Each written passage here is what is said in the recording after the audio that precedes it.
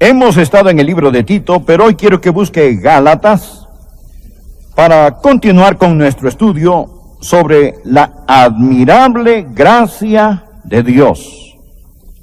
Y hoy estaremos hablando sobre el tema viviendo en libertad. Deseo que mire Gálatas capítulo 5, versículo 1. Gálatas 5, versículo 1. Estad pues firmes en la libertad con que Cristo nos hizo libres, y no estéis otra vez sujetos al yugo de esclavitud. Estad pues firmes en la libertad con que Cristo nos hizo libres. Vivir en libertad. El Evangelio de la Gracia es la proclamación de la emancipación de Dios. Nos gusta cantar: Él anula el poder, cancela el pecado. Él pone en libertad al pecador. Y la Biblia dice: si el Hijo os libertare, seréis verdaderamente libres. Hay muchas personas que se creen libres, pero no son verdaderamente libres. Alguien dijo: no es verdaderamente libre aquel que arrastra sus cadenas con él. Deseo que realmente vea cuán grande es la gracia de Dios y la libertad que la gracia de Dios da.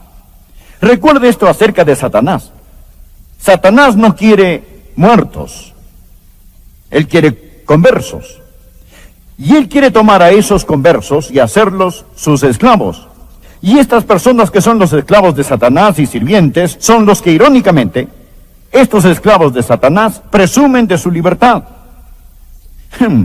Presumen, por ejemplo, sobre la libertad reproductiva, lo que significa el supuesto derecho de vivir como los gatos del callejón y abortar. Llaman a esto libertad. O hablan de la libertad de prensa, que significa imprimir literatura diabólica. Desde que la isla de Manhattan se vendió por $24, no se ha vendido tanto lodo ni tanta basura tan barato. Y llaman a esto libertad. Pero 2 Pedro capítulo 2, versículo 19 dice: Él les promete libertad y son ellos mismos esclavos de corrupción. Bien, Jesús vino para liberarlo. Y no existe nada más liberador que la gracia. Y no hay nada más maravilloso que una vida de libertad. Comencé al final de Gálatas, pero ahora quiero que retrocedan al primer capítulo de Gálatas. Gálatas 5, versículo 1 es un resumen de todo lo que hemos visto. Regresemos a Gálatas capítulo 1. Y lo primero que deseo que usted note es esto. Quiero que vea las dimensiones de una vida de libertad. Las dimensiones de una vida de libertad. ¿De qué somos libres? En primer lugar, por la gracia de Dios, usted es liberado de la esclavitud del legalismo, y no hay mayor esclavitud que la esclavitud del legalismo. En el capítulo 1, versículo 6, el apóstol Pablo dijo: estoy maravillado de que tan pronto os hayáis alejado del que os llamó por la gracia de Cristo. Subraye esa frase, la gracia de Cristo, para seguir un evangelio diferente. No hay otro, sino que hay algunos que os perturban y quieren pervertir el evangelio de Cristo. Mas si aún nosotros, o un ángel del cielo, os anunciare otro evangelio diferente del que os hemos anunciado, sea anatema. Como antes hemos dicho, también ahora lo repito: si alguno os predica diferente evangelio del que habéis recibido, sea anatema. Pues busco ahora el favor de los hombres o el de Dios, o trato de agradar a los hombres. Pues si todavía agradara a los hombres, no sería siervo de Cristo. Mas os hago saber, hermanos, que el evangelio anunciado por mí no es según hombre, pues yo ni lo recibí ni lo aprendí de hombre alguno, sino por la revelación de Jesucristo. Muy bien, primeramente somos libres del yugo de legalismo.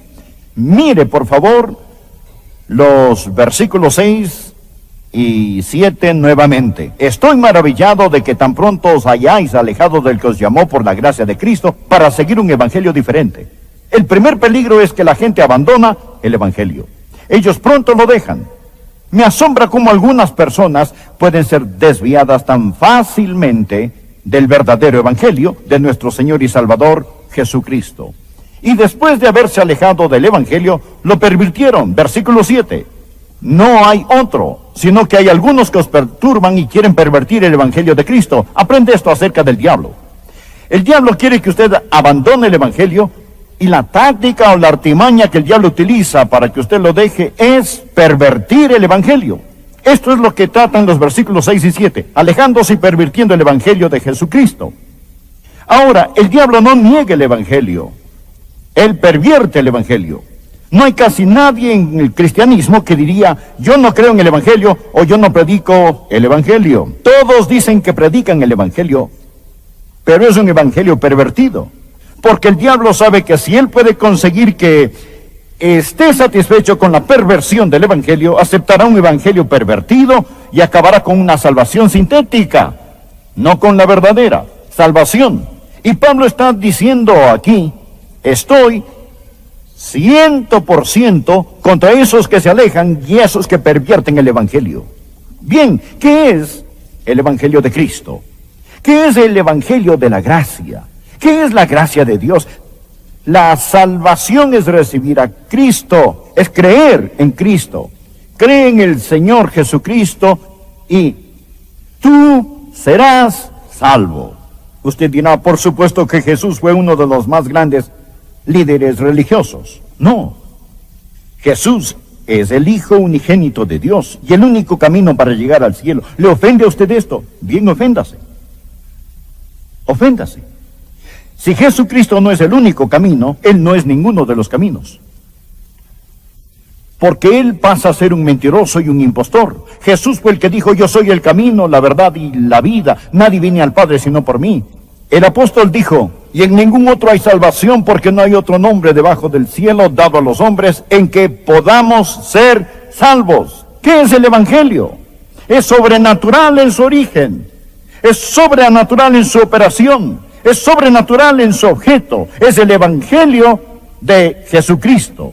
Y cuando aprenda esto, amigo, esto le liberará del legalismo, del tratar de salvarse por ser bueno. David Simmons escribió un libro titulado La trampa del desempeño. Por favor, tome un momento para que lea Gálatas 4, versículo 7, y después deseo contarle lo que David Simmons dijo. Así que ya no eres esclavo, sino hijo. Bueno, esta es la diferencia entre ser salvo por la ley y ser salvo por medio de la gracia. Así que ya no eres esclavo, sino hijo. Un esclavo es aceptado y apreciado en base a lo que hace. Un hijo es aceptado y apreciado en base a quién es él.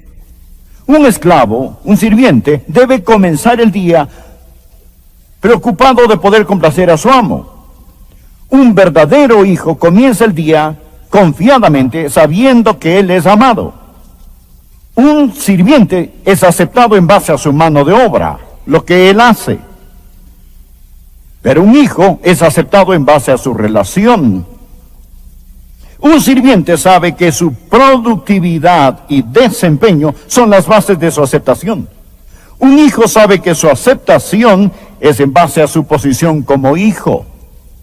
Un sirviente tiene paz al final del día si ha probado ser digno por medio de su trabajo, pero sabe que comienza el nuevo día con nueva ansiedad. Mas el hijo pasa confiado todo el día sabiendo que mañana no cambiará su posición como miembro de la familia. Un sirviente sabe que si fracasa, su posición estará en juego. Un hijo sabe que si fracasa, él será corregido amorosamente, pero él no tiene temor de ser sacado de la familia. Esta es la diferencia, amigos. Cuando entiende que es salvo por medio de la gracia de Dios, esto es lo más liberador. Alguien dirá, si creo en la salvación por la gracia, puedo simplemente salvarme y vivir como quiera. Amigo, yo quiero servirle. Y quiero hacerlo a causa de su gracia admirable. Escuche esto. Dios no dice, yo te amo porque. Dios no dice, yo te amo cuándo. Dios no dice, yo te amo desde qué.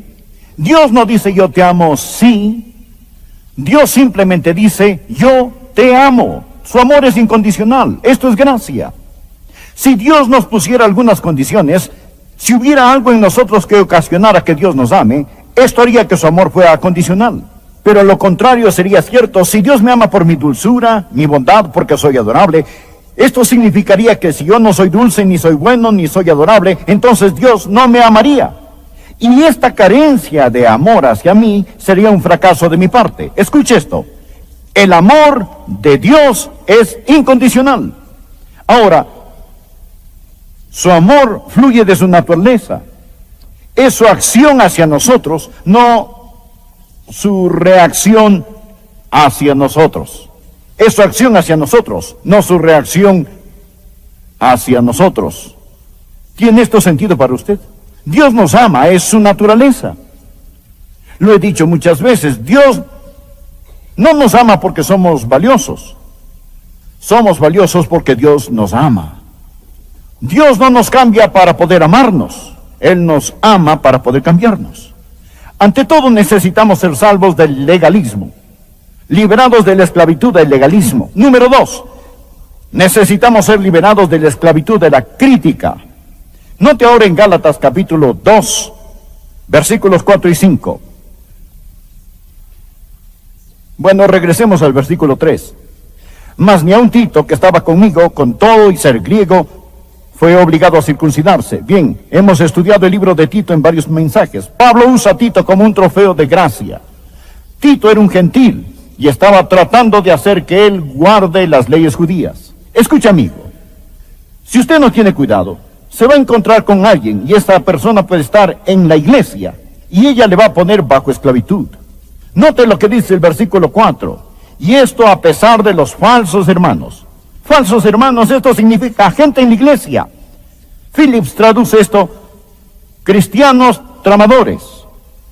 Hay mucha gente que es legalista y no soporta cuando usted es salvo por medio de la gracia. No puede soportarlo, quiero decir, y les molesta. Ellos salen a examinarlo, a criticarlo, hacen su pequeña lista. No estoy hablando de los justos y santos mandamientos de Dios. Hablo de sus superficiales preferencias hechas por los hombres.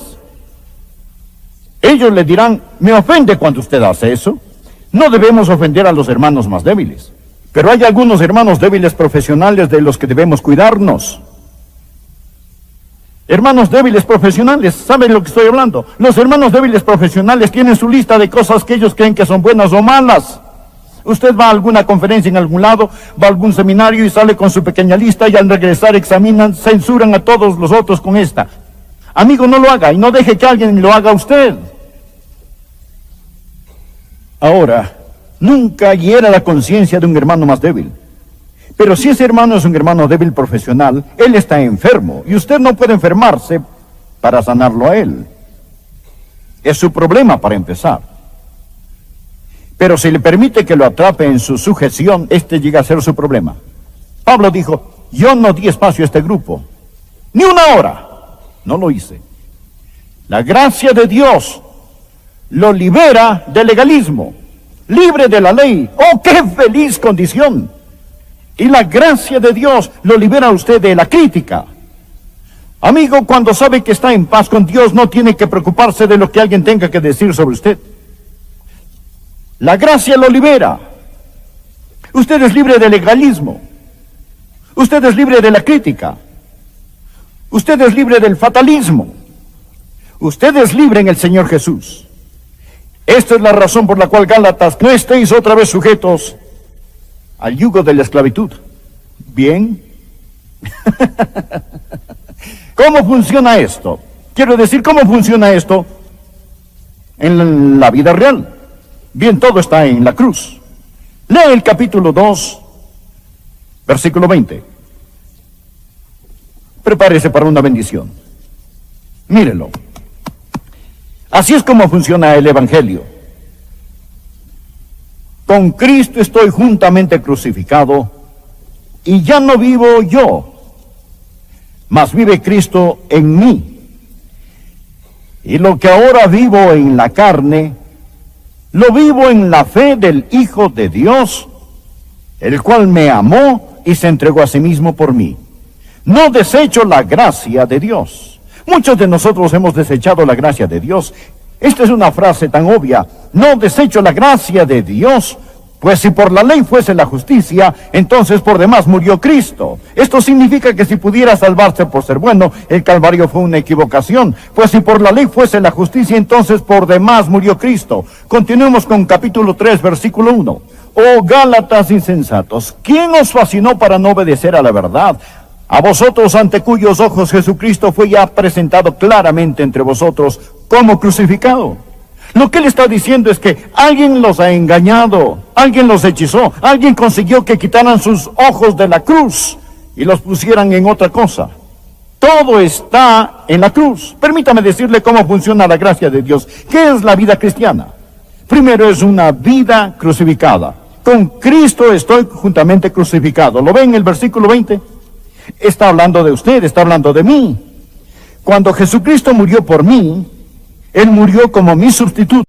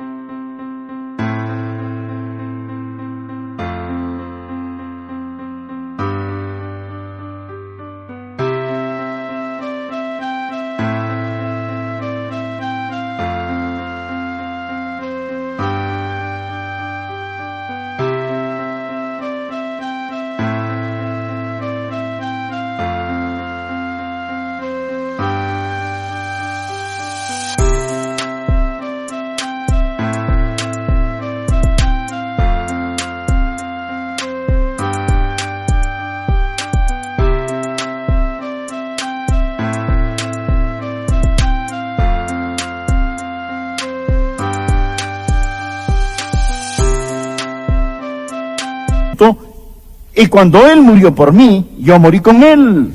Ahora note esto grande, simple y claro. Él no solo murió por sus pecados, para quitar sus pecados. Él murió para salvarlo a usted. A usted. El problema no es lo que hace, el problema es quién es usted. Con Cristo estoy juntamente crucificado. Yo soy el que merecía morir.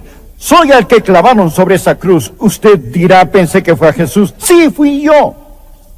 Porque Él murió por mí. Y morí con Él. Y su muerte llevaba mi nombre sobre ella.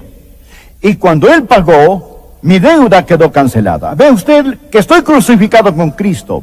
Él murió por mí. Está consumado. Por lo tanto, si un hombre es condenado por un crimen y lo sientan en la silla eléctrica conectando el interruptor y al examinarlo el forense dice está muerto, nunca lo ejecutarán otra vez. Si lo ven caminando por la calle, ni modo. No es su problema el cómo regresó a la vida. Él pagó su deuda totalmente. Él estaba muerto, lo pronunciaron muerto, él no puede ser ejecutado dos veces. Este es el primer punto. Esta vida es una vida crucificada. Espere un minuto. Es una vida intercambiada. Léalo. Con Cristo estoy juntamente crucificado y yo ya no vivo, mas vive Cristo en mí. Bien. Yo morí con Él y resucité con Él. Usted mira a un hombre resucitado, mi nombre, pero no estoy con Él en la sepultura, porque Él tiene una vida que la sepultura no puede sujetar, y esa vida es mía. He resucitado con el Señor Jesucristo. Jan Thomas, el gran predicador, un querido hombre de Dios y amigo personal, Mayor Jan Thomas, tiene una de las mejores ilustraciones. Él habla de Moisés cuando al salir al desierto, él vio aquella zarza que ardía. ¿Recuerda la historia? Había una zarza que ardía con fuego en el desierto. Moisés empezó siendo un misionero y acabó siendo un asesino. Ahora él estaba al otro lado del desierto. Y estando al otro lado del desierto en exilio, Dios le dijo, Moisés, quita tu calzado de tus pies porque el lugar en que estás, tierra santa es. Y allí hay una zarza que solo ardía, pero no se consumía. Jan Thomas se imagina a Moisés mirando a la zarza que ardía diciendo, oh, Miren esto. ¡Qué zarza más asombrosa! Pero yo traté de arder para Dios y me quemé en 24 horas y desde entonces he sido un montón de cenizas. Y hay una zarza que simplemente sigue ardiendo. ¿Qué zarza tan maravillosa es esta? Y luego el mayor Tomás se imagina a Dios diciendo a Moisés, Moisés, ¿no es la zarza? Moisés, ¿ves tú aquella otra zarza allá? Yo podría hacer lo mismo con aquella zarza, o con aquella zarza, o aquella zarza, o aquella zarza, o aquella zarza, o aquella zarza, o con aquella, o con esta. No es la zarza, es Dios en la zarza. Cualquier zarza vieja servirá. ¿No es fantástico? Cualquier zarza vieja servirá. No es la zarza. O a veces miramos a personas y decimos, oh, qué maravilloso cristiano. No es maravilloso como Dios lo utiliza. No es maravilloso como Dios la utiliza. No es él, no es ella. Es la...